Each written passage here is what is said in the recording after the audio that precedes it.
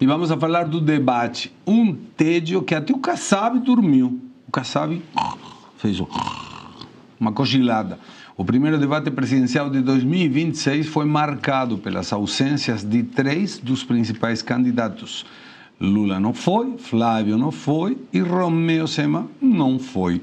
Os 3 justificaram a falta pela decisão de outros candidatos de não participarem do encontro. Lula, por sua vez, concedeu uma entrevista que vimos agora há pouco à Record TV, no mesmo horário em que o debate era transmitido pela Band. Entre os presidenciáveis que participaram, Augusto Cury, Renan Santos e Ronaldo Caiado apresentaram propostas para áreas como segurança pública e educação. Mas a ausência dos adversários dominou boa parte do debate. Os candidatos criticaram quem não compareceu e classificaram os ausentes como fujões e mentirosos e medrosos. Desculpa, fujões e medrosos. O candidato do Missão à presidência, Renan Santos, também criticou a Record TV e provocou o presidente Lula durante o debate promovido pelo grupo Bandeirantes de Comunicação. Renan questionou a ausência de Lula e criticou a decisão da emissora de se vir no mesmo horário do debate uma entrevista com o petista. Acompanhe. O Lula está lá na Record. A Record é uma emissora que está se comportando como um moleque, que está se entregando ao Lula agora, porque aparentemente está envolvida no escândalo de corrupção com alguns dos seus donos, no escândalo do Digimais. Ao invés de contribuir com a democracia, chamou aquele bêbado, safado, para ir lá ficar fazendo monólogo. Eu quero saber se eles vão perguntar pro Lula se o filho dele, Lulinha, roubou ou não roubou o nosso dinheiro no INSS. Eu quero saber se a Record vai perguntar pro Lula se o governo dele é ou não é um lugar em que a turma do Banco Master se esconde e se escora, porque o escândalo do Banco Master surgiu no governo dele. O João Riema disse: boa tarde, Segre, e a todos da bancada. O que significa esse urso na bancada? Parabéns pelas informações que outros veículos não informam com a devida transparência. Agradecemos aí pelos elogios. Esse é um dos principais pilares da revista Hoje, sempre com a verdade. Não brigamos com a notícia e a gente analisa as circunstâncias por todos os lados, sem nenhum tipo de intenção de mudar o teu conceito, apenas te dando mais ferramentas para você conseguir fazer uma análise de como está tudo. E eu vou te explicar então. A gente fecha a bancada, são pessoas, além de Luiz Arthur e João, convidados até a volta da Maria de Carlos. Nós temos 2 convidados. Então, esses 2 convidados que sempre confirmam, muitas vezes acontece algum imprevisto em algum deles e no mesmo dia, na mesma hora, fica muito complicado conseguir algum substituto. Então, a gente, para não deixar o lugar vazio, colocamos o nosso querido Ursinho Carlitos. Esse é o motivo pelo qual hoje o Ursinho está. Uma pessoa estava sendo convidada, não conseguiu vir, então aí a gente coloca o Ursinho só para não ficar a cadeira vazia. Lembrando, Segre, que há momentos em que a velha máxima prevalece, de que a melhor opinião é o silêncio. E na maioria ele fala com muita propriedade. Ele é bem contundente. Bem contundente. Vamos falar do debate. João, o debate foi um tédio. Sim. Agora, vamos lá, o candidato da Missão, e te dou mais argumento, Renan Santos também criticou a TV e provocou o presidente Lula, mas isso eu já li, Fernando, isso aí, peraí, vamos lá, volta de novo.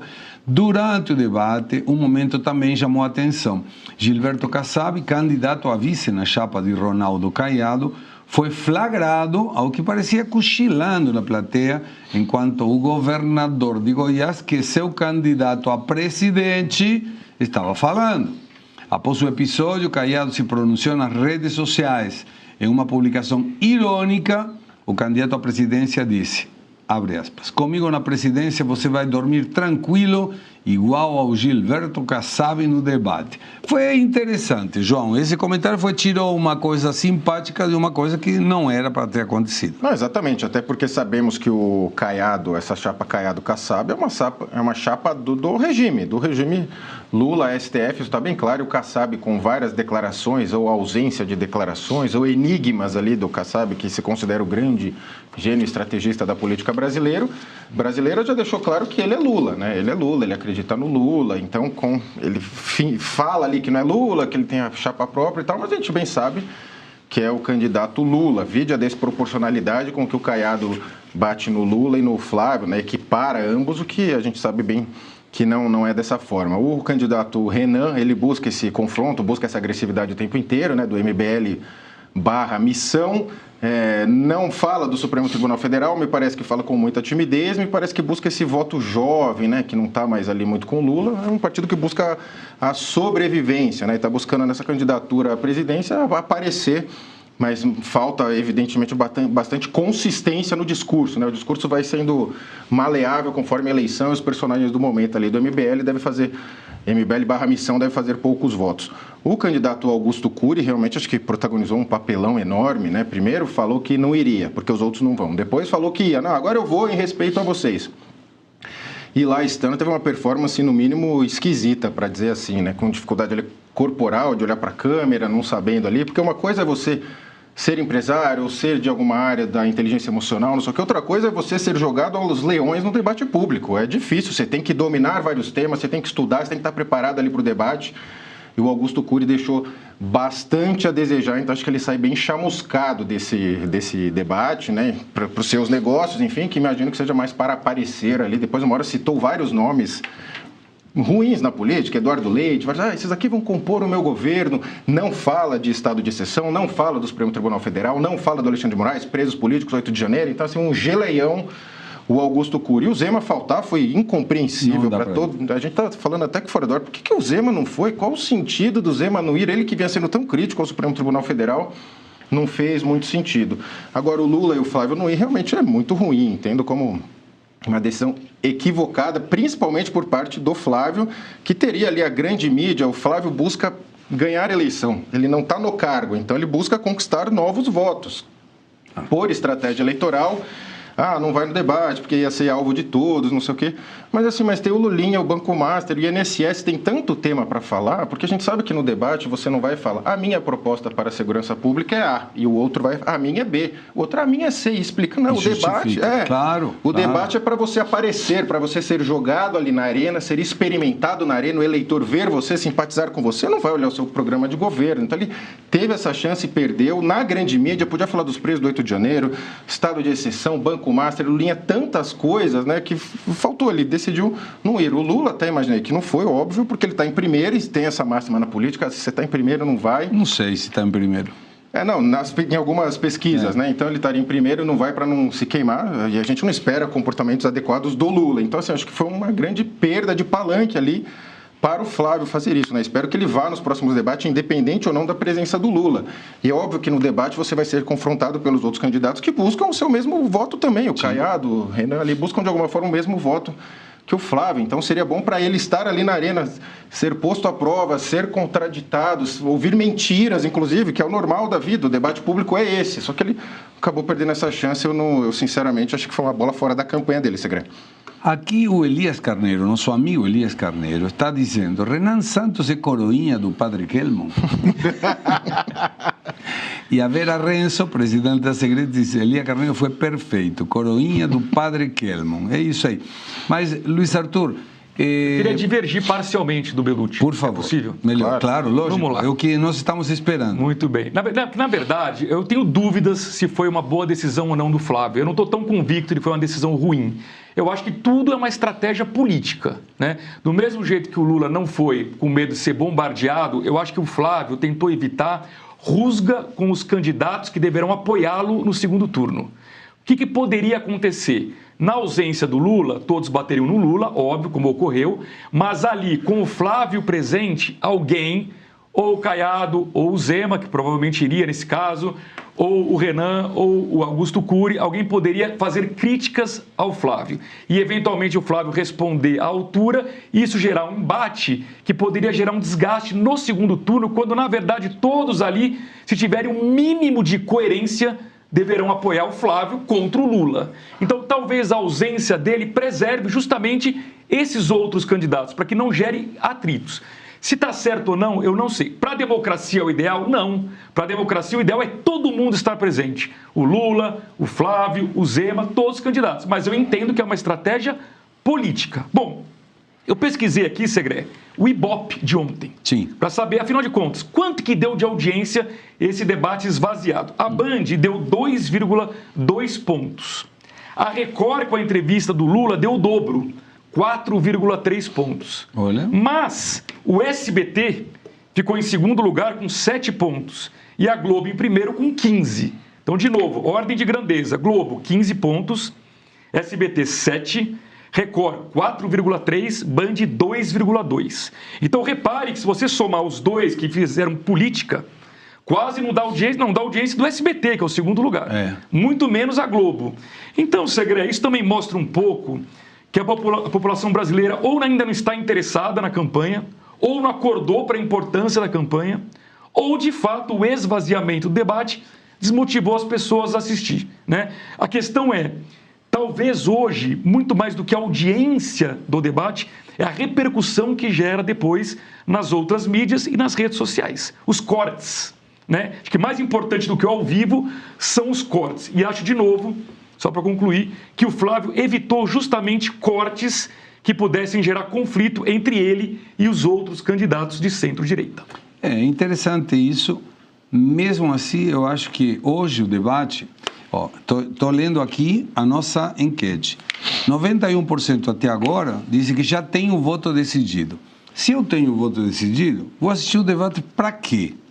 Porque não vai mudar o voto. Sim. Aí a única coisa que vou decidir em função dos debates, até agora, 3%. 2% dizem não vou votar. Pelo amor de Deus, não faça isso. Vote.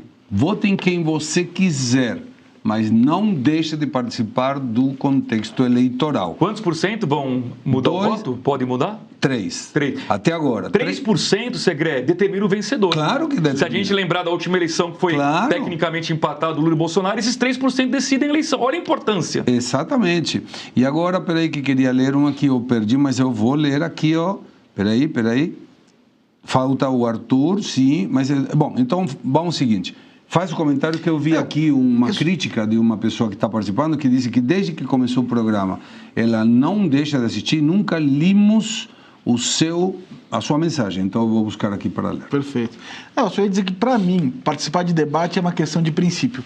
Eu entendo a estratégia política, mas qualquer candidato que queira ser presidente da República não pode ter medo do embate. A qualquer cargo. A qualquer cargo. Isso eu concordo. Para a democracia tinha que estar todo mundo. Para a democracia é fundamental. Eles tinham que estar lá.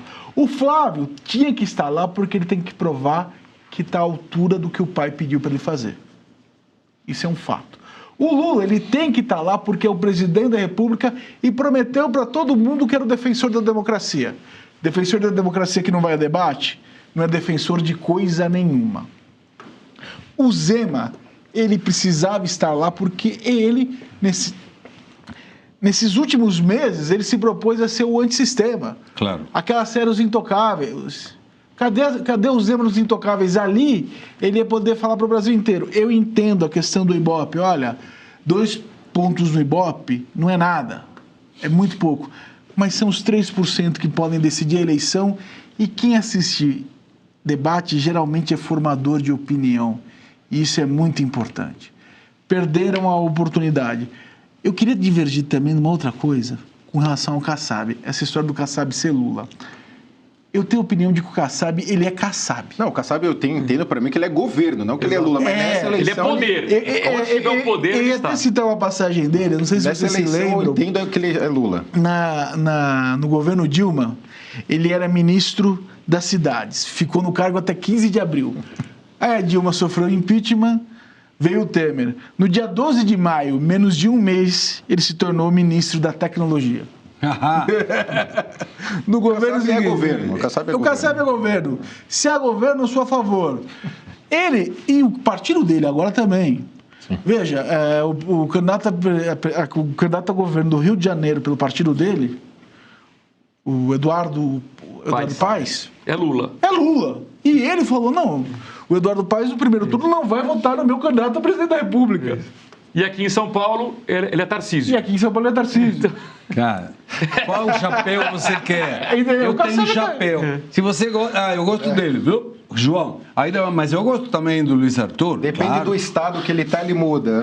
O Kassab Onde o avião pousar, ele muda. Mas O a culpa é Kassab do é o eleitor, Kassab. desculpa, a culpa é do eleitor que está votando numa coisa que sabe que é trambiqueiro, assim, não do ponto de vista formal, sino eleitoralmente. É um trambique eleitoral isso. E aí falta também o pessoal do debate falar isso. Olha, faltou ontem alguém falar isso no debate.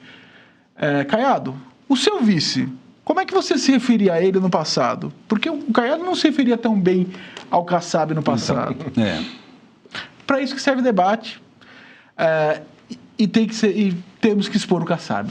Red Silver, as panelas mais vendidas do Brasil e não precisa de óleo. Preste atenção nas imagens, daqui a pouco eu volto com uma super promoção. As panelas Red Silver são a solução para o seu dia a dia, porque fazem todo tipo de comida de uma forma mais saudável e sem usar nenhum tipo de óleo. Revestida com material antiaderente, ultra resistente que não gruda, promove um deslizar dos alimentos e não solta resíduos. São sofisticadas, leves, fortes e possuem um design elegante. A combinação perfeita para a sua cozinha.